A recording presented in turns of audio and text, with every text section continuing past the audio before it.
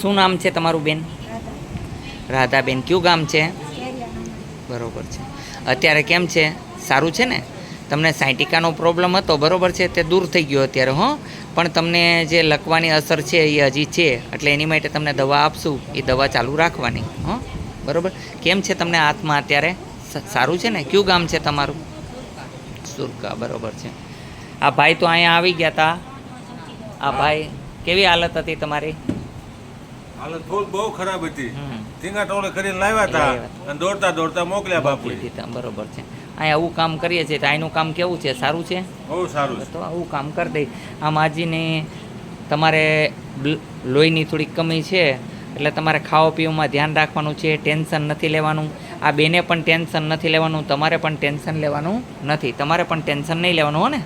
બોલો જય હનુમાન. અહીંયા આવવા માટે થઈને આટકોટ, આટકોટથી ગુંદાળા, ગુંદાળાથી ગરણી, ગરણીથી થોરખાન રોડ પર આદેશ આશ્રમ આવેલો છે. અહીંનો સમય સવારે 9 થી 12, સાંજે 4 થી 6 અને સોમવારે રજા રહે છે. જય હનુમાન. ભગત, શું નામ છે? એ ભગત, શું નામ તમારું? ભગતભાઈ. કયું ગામ છે? હા, ઉમિયા માતાજીનું મંદિર.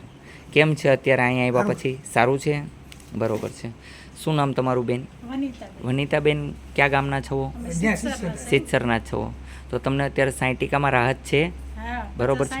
50% તાત્કાલિક ફેર પડી ગયો. પણ જે તમને નીમ માતાજી સમજે હોય નીમનું પાલન કરશો ને? તમને બેન કેમ છે? પહેલાં કરતાં સારું છે ને દીકરી? નીમનું પાલન કરજો, હો ને, તો તમને કાંઈ વાંધો આવશે નહીં. હાવ હાજા થઈ જશો. અહીંયા એટલી જલ્દી ફેર પડી જાય, પણ નીમનું પાલન કરવું છે. જો ઘણા બધા નીમ ભૂલી જાય તો હેરાન થાય.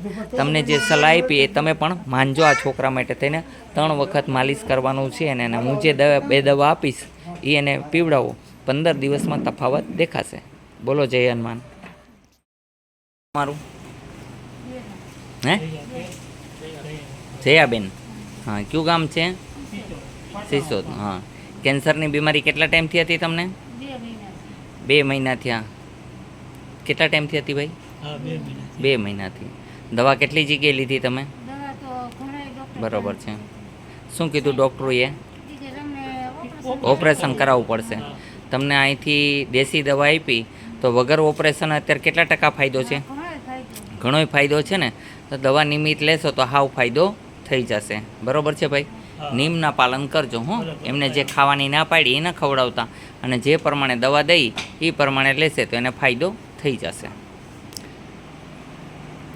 જય હનુમાન. અહીંયા આવવા માટે થઈને આટકોટ, આટકોટથી ગુંદાળા, ગુંદાળાથી ગરણી, ગરણીથી થોરખાન રોડ પર આદેશાશ્રમ આવેલો છે. અહીંનો સમય સવારે 9 થી 12, સાંજે 4 થી 6 અને સોમવારે રજા રહે છે. જય હનુમાન.